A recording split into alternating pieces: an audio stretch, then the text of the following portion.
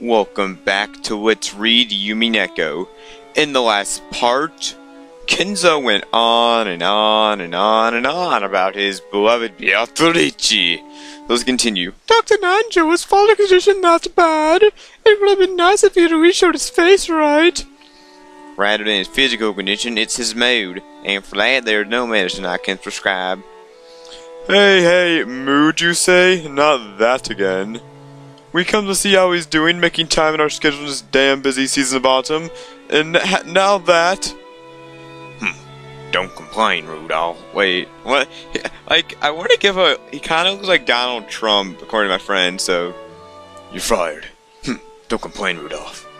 I managed to see how he's doing. Do you want to take my place and try to persuade our ill-human father to join us? Are you kidding? Rudolph shrugged. Apparently, even though Rudolph seemed to resent the way his father did whatever he pleased, he'd rather avoid seeing his father's face if he could help it. Does it seem like his mood will improve before dinner? Kraus? I have no idea. You can try and ask father directly. Although I can take his mood will improve faster if you don't bother him. The only way you can get grandfather better is Genji. It sucks though, making the servants deal with our parents' bad mood. Jessica, don't speak out of turn. She planned for her compliment to be heard only by her cousin, but to reach even Kraus's ears. Scolded, Jessica scrawled and turned away, sulking. His disease can't be that bad, can it? With that kind of temper?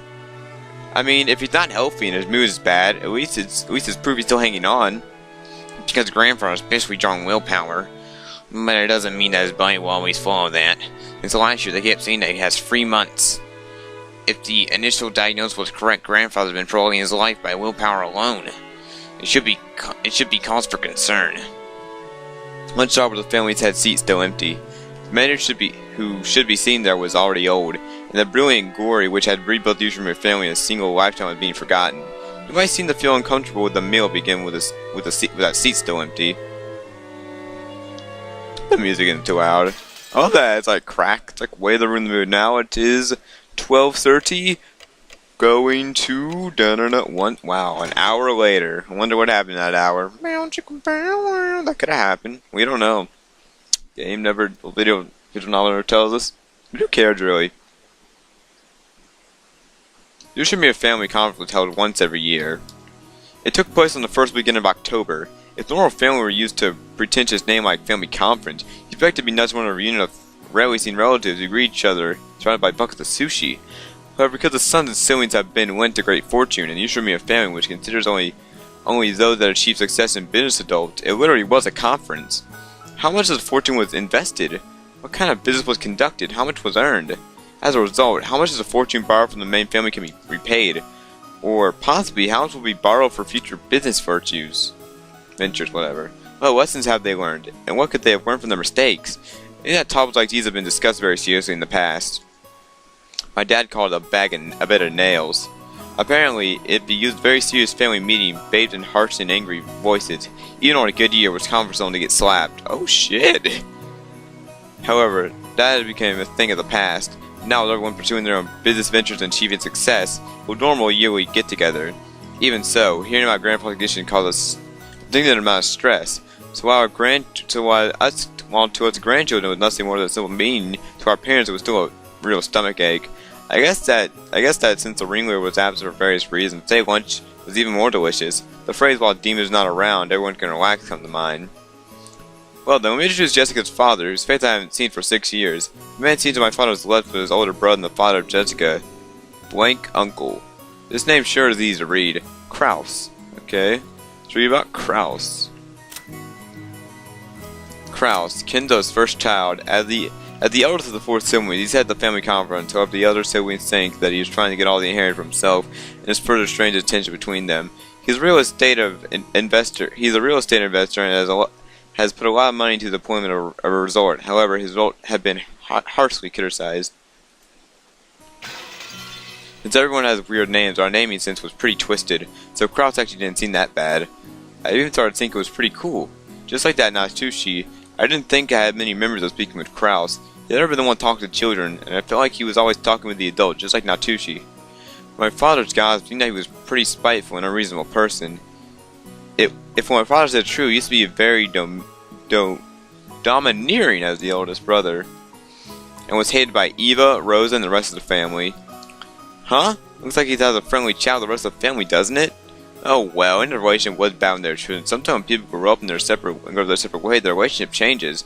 That's probably what this was. After all, they had children about the same age, and all the children about the same age. By sharing the same family environment, they're probably prohibited by exchanging opinions. Maybe because of that, a short while ago, a circle of parents began to discuss the exam Jessica and I were taking. Jessica, in order to escape the discussion of the exam with my father sitting on her left, purposely faced right while flirting off a rapid series of comments, so as not to show any weaknesses. Moving on, let's look at the end opposite from Kraus and the others. In the very last seat at the table, an old gentleman with sturdy physique sat facing Kiri. This was my first time meeting him. I only just introduced him, but it seemed like his grandfather's personal doctor, a man named Najo. And let's read about Najo. We've clicked the diabetes guy. Attending physician Kinzo. Najo. No, Kinzo's attending physician and longtime friend. His one friend in a hospital in Najima, but he turned it over to his son and now enjoys his old age in peace. Now that Kinzo's constant suspicion had reached extraordinary heights, Najo is one of the very few people he trusts. Thanks to Najo's big-hearted nature, he had been able to continue his friendship with Kinzo despite the latter tendency to fly into a rage at the slightest provocation. Damn, she's hot, just saying. Just saying, guys. I'd heard that he used to have a huge clan on nearby Niji Island, but he turned it off to his son and began living a life of leisure in his old age. He had no grandfather since the very beginning when the mansion was first constructed on this island, and had built up a relationship over several decades. I thought that might be grandfather's companion in his suspicious hobbies, but surprisingly, it seemed that he is grandfather's chess partner. I see, that kind of hobby seems very like our grandfather's love of Western style. He probably said he was the only person who could enter Rokujima and was neither a family member nor a servant. He gave an impression of a calm old gentleman as he listened to Kiri and the other women's conversation. After staying off our short-tempered grandfather for so long, his bit heart was nothing to laugh at. Still, even if it was a family doctor, having anyone outside the Ushiromiya family attend the family conference was a little odd. I imagine that his grandfather's condition had grown much worse. It may become one of the major topics of discussion. Jerome was just saying it too. Reports that grandfather's remaining life was very short and had been appearing continuously since around a year ago. It was a nasty story, but grandfather was an extremely rich man. At the time of his death, his wealth would suddenly be released, along with our parents' stomach acid, and would probably lead to ochres. Ew. This kind of saying, the greater the share, the more trouble would be caused. This would probably be. Oh my gosh! Read the line. People are watching you. This would probably be included in the family conference. Oh well, it's not like it has anything to do with us children. Finally, even though he was absent, let me introduce our grandfather. This person should be seen that in Sipton chair with Ushiromiya Kinzo. It really sucks. Everyone else in the family has a weird name, and he himself took this perfectly normal name. If only his name was written Kinzo, but he also just call him Goldsmith or something. That would be totally awesome. As you can probably guess from topics that have been raised, he was a frightening person with extremely short temper. Because I was one of the grandchildren and hadn't met him in family conference in elementary school, I had no memory of being beaten, but it seems that our parents were raised with an iron fist. That early conversation between my father and Kraus about who should try to go convince grandfather to come out seems oddly funny if we take this into account. In order to tell grandfather's story, you have to first go back and recount that episode that occurred before the Showa era. Until the Meiji and Tashuchi era, the Ushiromiya family was great and prosperous. They owned several spinning mills, so while they just laughed heartily every day, the money kept rolling in, making them very wealthy. Incidentally, grandfather, a member of the branch family, incidentally had nothing to do with the main family. Distantly separated from the head's inheritance, the relationship with the head house was also very distant apparently. Even so, during the Great Kanto earthquake in the year Tasho 12, 1923, the mansion owned by Ushiromiya family in Ottawa was flattened.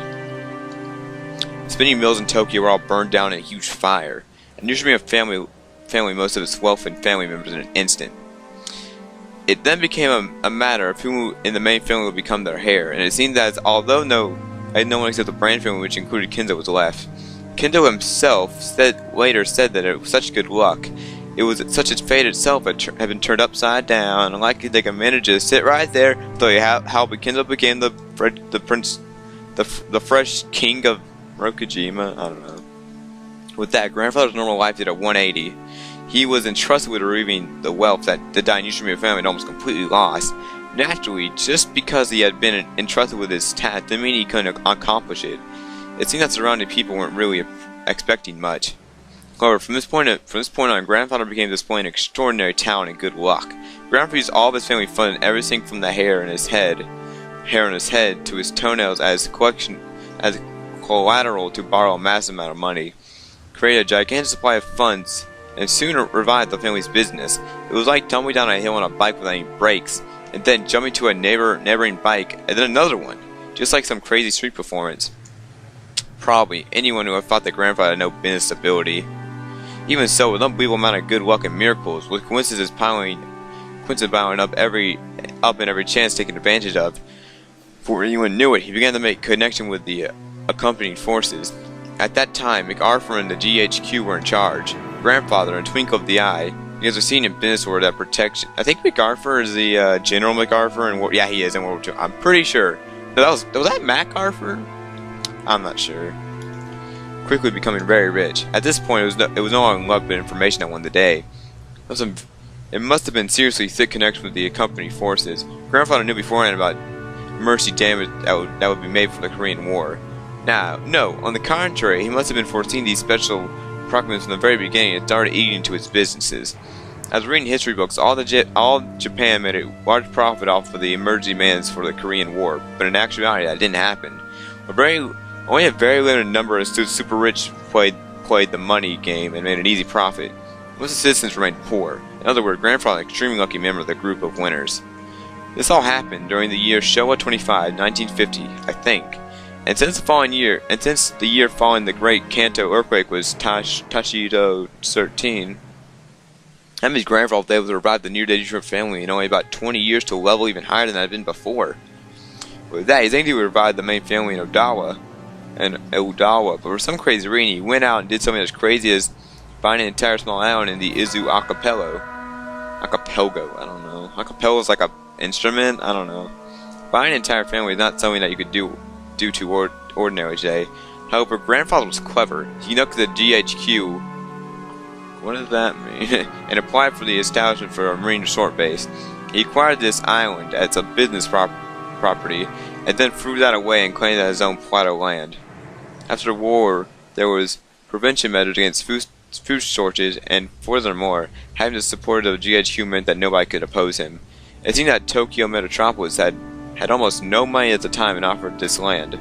Later, Tokyo made difficulties by telling Kinzo to return the land, but the pushy GHQ intervened. Anyway, it seemed that, though under the table bribes worked perfectly, in the end the city gave up in frustration. Grandfather, with considerable skill and blessed with good luck, managed to weather the stormy seas of that period, obtaining a vast fortune in his own island. Of course, it wasn't all luck. His skill was English, and this was cultivated by his Western obsession. Using this as a weapon, he was able to take the bite of the GHQ. Obtaining a vast fortune in his own island. Of course, it wasn't all luck. He was skilled with English, and his cultivation. Wait, I already read this part. Sorry, I cut the recording, cause stuff. A mansion was immediately built on the island. That would be this mansion. Grandfather, with Western style, made this one uninhabited island, Rokujima, a canvas upon which he realized his dream to his heart's content. With the Western mansion he had always imagined, overflowing with emotions to the beautiful garden where vast roses had been planted. In a private beach where nobody other than himself would have been permitted to leave a footprint. If a boy could have this much, it would be a dream come true. After that, making good use of his huge fortune, he became a large stockholder in the extremely stable iron and steel industry and was able to live an easy and comfortable life just using the dividends. Well, he's just that incredible. This kind of person usually has the ability to foresee and predict the future, or at least that is how they are portrayed.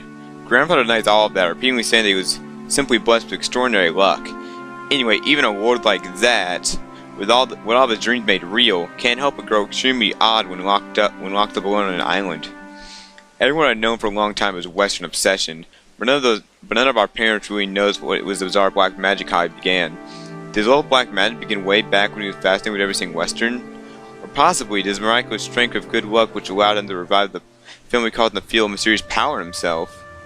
At some point, Grandfather began to make the research of black magic his life's work. He He followed to study up with suspicious books, chemicals, and magical items and became increasingly bizarre. I heard that, as a successful man, he had the right to decide how he wanted to live the rest of his life. And thus surrounding him, warmly watched over him, but that's definitely a lie. They probably were all driven away, thinking that's disgusting, I don't want to get involved. Well, the agitated period was like a big gamble, both opportunities and risk. Let's say Grandpa was born in this time period.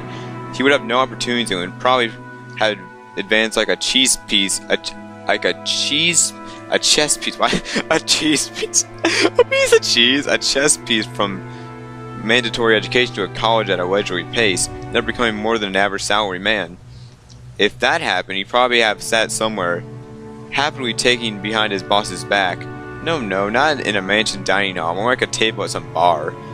If that were the case, I'm sure that he would have a more comfortable family conference. Alright, that's the end of the old geezer story. More importantly, talk about this incredible lunch. Yeah, that's all backwards sounds in Japanese. It sounds nothing like me. I'm already conceived by the sesame salad. Convinced by sesame salad. Go's an excellent chef. Plus, these fish were caught in adjacent seas, weren't they? They're totally different from sesame you get at a supermarket. Hey, quit it, Battler. Your upbringing will be exposed. Everyone let out a big laugh. Damn it! You say that even though you love those. You say that even though you love these cheap pubes. In no situation with my job, I've also been in many odd places. But compared to all of those, this is an excellent dish. But I probably also learned a lot in that way. Well, I don't know too much about it. At the famous hotel where I used to work, employees politics got pretty complicated and everybody split into factions. In the middle of all that, he was apparently forced to retire. Then by chance, Mom said our job was offered for a servant. Goto lowered his head, lowered the empty plate, it was out, losing his smile, began to recount his own uneven past. The world is a difficult place. However, it is thanks to that I was given a chance to play my skill as a chef once again, this time for Ushiromiya family. Although I also enjoy the smile of a larger number of people, being able to make only those who may have hired me happily, while performing just a delicate job is extremely entertaining for me. I have this thanks for the opportunity given to Madam. Goto respectfully bowed his head toward Natsushi. That because Maldi and Blind, you were most talented. The decision was not based on personal feeling, but purely objective. There's no need to thank me. Man, why not Natsushi always have to speak so frankly? If only she spoke more gently, she might get off a different impression. Shannon and Kumasawa entered from the hallway with a serving cart. Please excuse us. Now then, let us move to today's dessert. Go and the others laid out beautifully adorned dessert. I guess it's true that what they say you have another stomach for dessert. I thought that being offered up that I wish it had already totally filled me up. Just that way down to the dessert, my stomach started yelling, more. I don't know much about desserts, but this looked really good. A white pudding like Southern was garnished with 2 shades of red sauce. An elegant rose petal adorned the dish. Such magnificent food was distributed in front of everyone. It was time for the chef to control the virtues of his creation. However, Maria, completely indifferent to the strict rule excited by the beautiful and delicious-looking dessert, and jumped into the fray as soon as it was placed before her.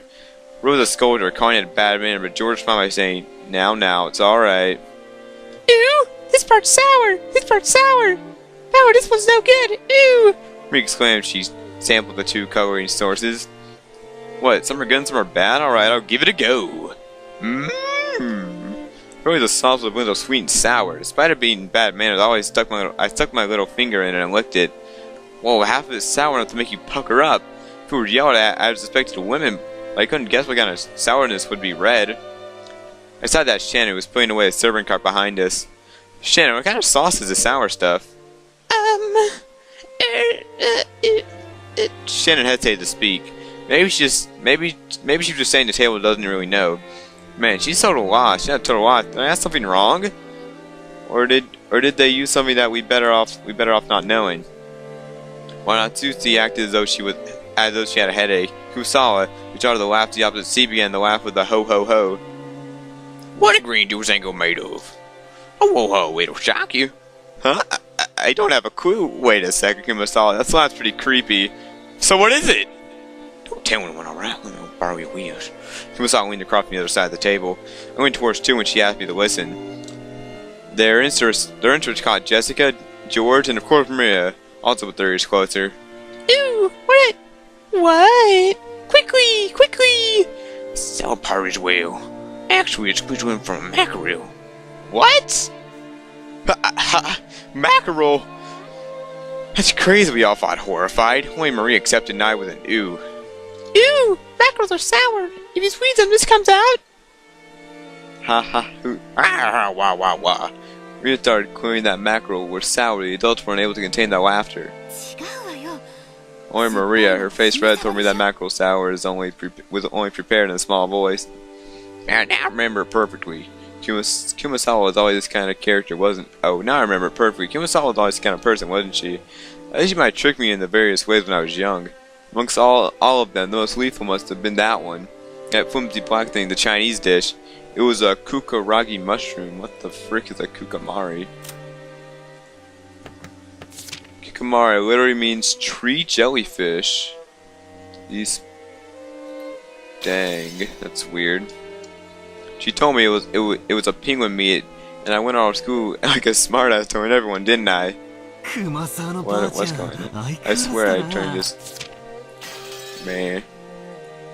I'm gonna end the episode off here. This is an off day for me. You can tell by my reading. Anyway, see you in the next episode, guys.